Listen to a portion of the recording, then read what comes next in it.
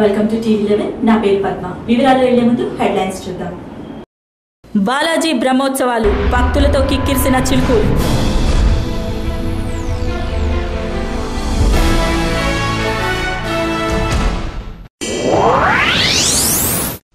Syndicate కాలనీలో kidnap ఇద్దరు పిల్లలతో సహా తల్లిని అపహరించిన దుండగులు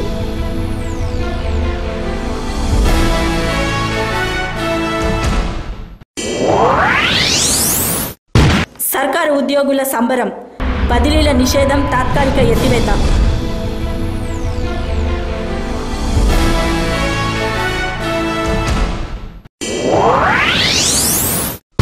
రాయల్స్ పై కింగ్స్ గెలుపు వాట్సన్ సెంచరీని కనపడనీయకుండా హసీ మెరుపులు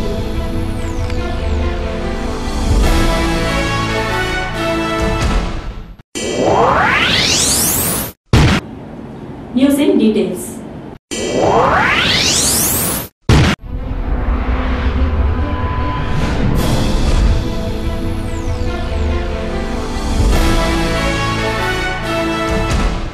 రంగారెడ్డి జిల్లా మెయినాబాగ్ మండలంలో గల చిలుకూరు బాలాజీ మందిరంలో బ్రహ్మోత్సవాలు ఘనంగా ప్రారంభమయ్యాయి. ఈ నెల 20వ తేదీన అంకురార్పణతో ప్రారంభమైన ఈ బ్రహ్మోత్సవాలు 27వ తేదీన చక్రతీర్థంతో ముగుస్తాయి. తాము కోరుకున్న కోర్కెలు తీర్చే విశాల బాలాజీని దర్శించుకునేందుకు భక్తులు బారులు తీరుతున్నారు. ఈ సందర్భంగా భక్తులకు ఏ విధమైన అసౌకర్యం కలగకుండా ఏర్పాట్లన్నీ ఘనంగా చేస్తున్నామని ఆలయ అధికారులు తెలియజేశారు.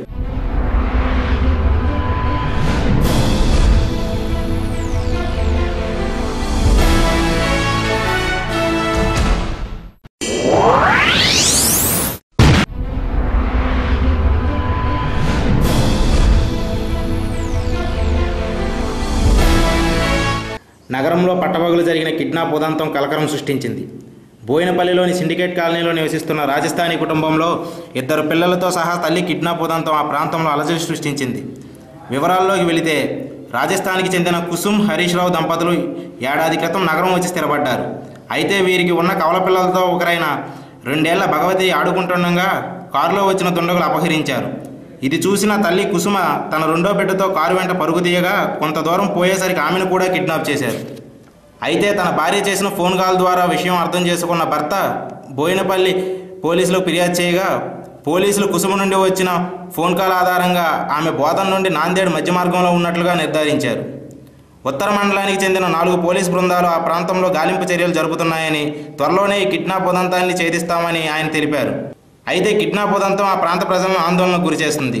అయితే వారు ఈ ప్రాంతం వారు కాదని, కిడ్నాపర్లు కూడా మన రాష్ట్రానికి చెందిన వారు కాదని, పాత కక్షల ద్వారా జరిగిందే అవ్వవచ్చని, దీని ద్వారా ప్రజలు ఆందోళనకు గురి కావద్దని పోలీసులు వారు భరోసా ఇచ్చారు.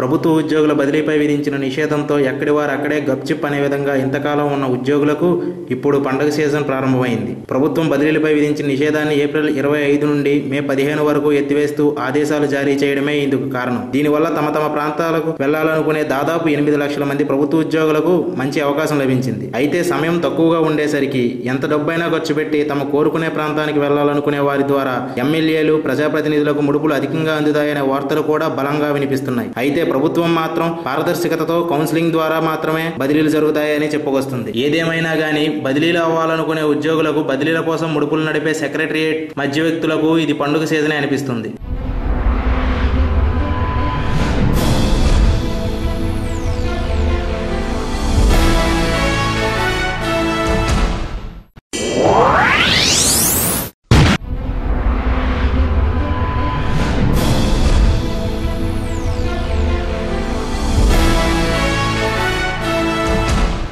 పేరుకి ఐపీఎల్ మ్యాచ్ కానీ చిదంబరం స్టేడియంలో సోమవారం జరిగిన మ్యాచ్ లో ఇద్దరు ఆస్ట్రేలియా స్టార్ల మధ్య ఆసక్తికర పోరాటం ప్రేక్షకులకు కనువిందు చేసింది. రాజస్థాన్ తరపున వాటన్స్ చెలరేగి సెంచరీ చేస్తే చెన్నై తరపున మిస్టర్ క్రికెట్ మైక్ హస్సీ అద్భుతమైన ఇన్నింగ్స్ ఆడాడు. టాస్ గెలిచి బ్యాటింగ్ ఎంచుకున్న రాజస్థాన్ రాయల్స్ 20 ఓవర్లో 4 వికెట్ల నష్టానికి 185 పరుగులు చేసింది. 186 పరుగుల లక్ష్యంతో బరిలోకి దిగిన చెన్నై 5 వికెట్లు కోల్పోయి ఒక బంతి మిగిలి ఉండగానే విజయం సాధించింది. ఈ సీజన్ లో ప్రతి మ్యాచ్ లో ఆరంభంలో నెమ్మదిగా ఆడి క్రమంగా స్పీడ్ లీడ్ పెంచిన చెన్నై ఈసారి వ్యూహం మార్చింది. లక్ష్యం భారీగా ఉండటంతో ఆరంభం నుంచే మైక్ హస్సీ చెలరేగిపోయాడు. ఏకంగా 13 4లు కొట్టిన హస్సీ చివరకు ద్రావిడ్ డైరెక్ట్ హిట్ తో రన్అట్ గా వెనుదిరిగాడు. 19వ ఓవర్లో ధోని వికెట్ కోల్పోవడంతో బ్రేవో సమయోచితంగా రాణించి చెన్నైని విజయం సాధించేలా చేశాడు. 4లతో బ్యాటింగ్ లో విజృంభించిన మైక్ హస్సీకి మ్యాన్ ఆఫ్ ది మ్యాచ్ వరించింది.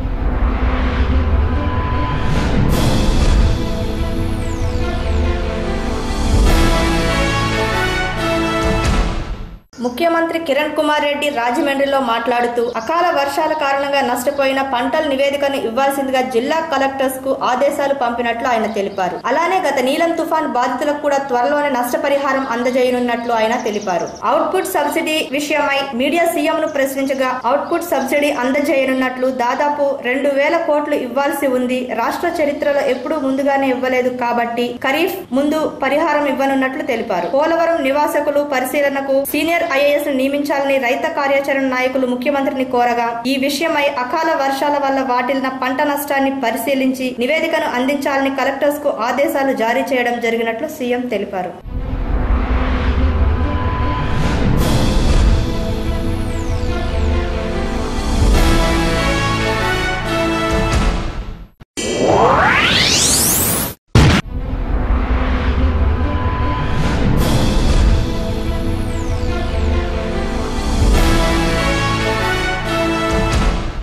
కొన్నాళ్లుగా రాజకీయాలకు దూరంగా ఉంటున్న సినీ నటుడు మోహన్ బాబు మళ్లీ రాజకీయాల్లోకి వస్తున్నాడు. తనకు పదవులు అలంకరించాలని ఆశ లేకపోయినా వచ్చే ఎన్నికల్లో ఓ పార్టీ తరపున ప్రచారం చేస్తారని అన్నారు.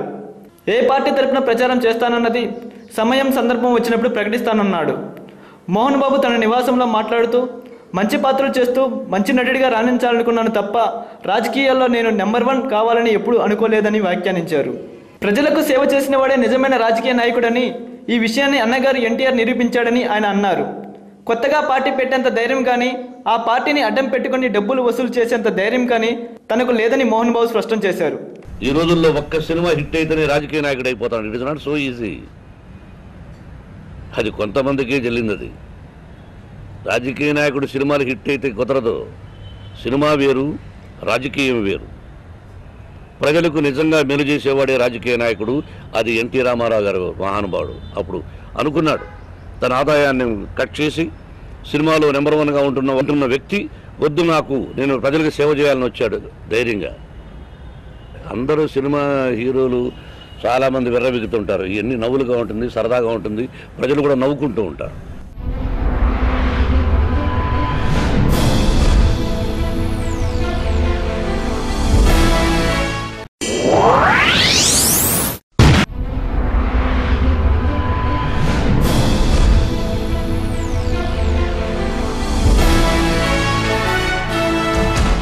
వస్తున్న మీకోసం పాదయాత్రలో టీడీపీ అధ్యక్షుడు నారా చంద్రబాబు నాయుడు విశాఖ జిల్లాలో కసింకోట మొదలు ఆర్టీసీ రోడ్ శంకర్మఠ్ మీదుగా పాదయాత్ర చేస్తూ ఆయన ప్రసంగంలో ఒకవైపు ముఖ్యమంత్రి కిరణ్ కుమార్ రెడ్డిని, మరోవైపు టీఆర్ఎస్ అధినేత కేసీఆర్ ని మాటలతో మొట్టికాయలు వేశారు.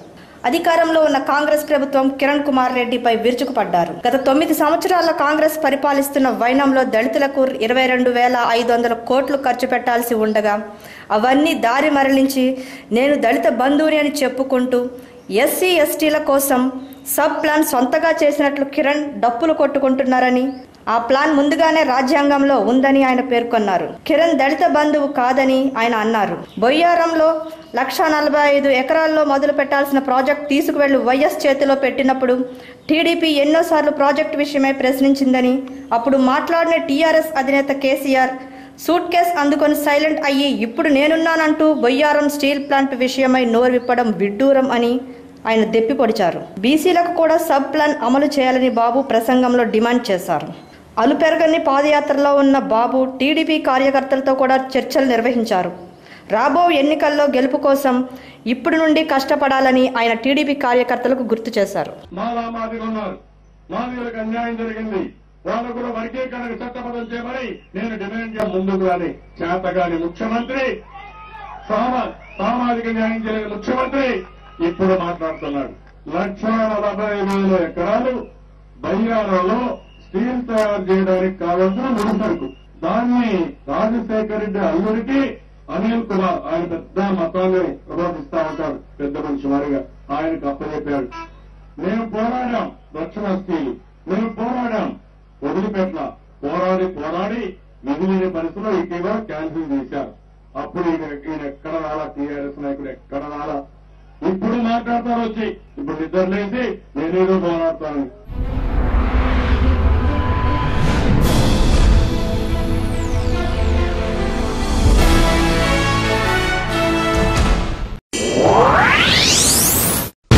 మరిన్ని వివరాల కోసం, న్యూస్ అప్డేట్ కోసం ప్రపంచంలోని ఏ మూల నుంచైనా లాగిన్ అవ్వండి www.tv11hyderabadnews.com మరియు యూట్యూబ్ లో TV11 హైదరాబాద్ న్యూస్.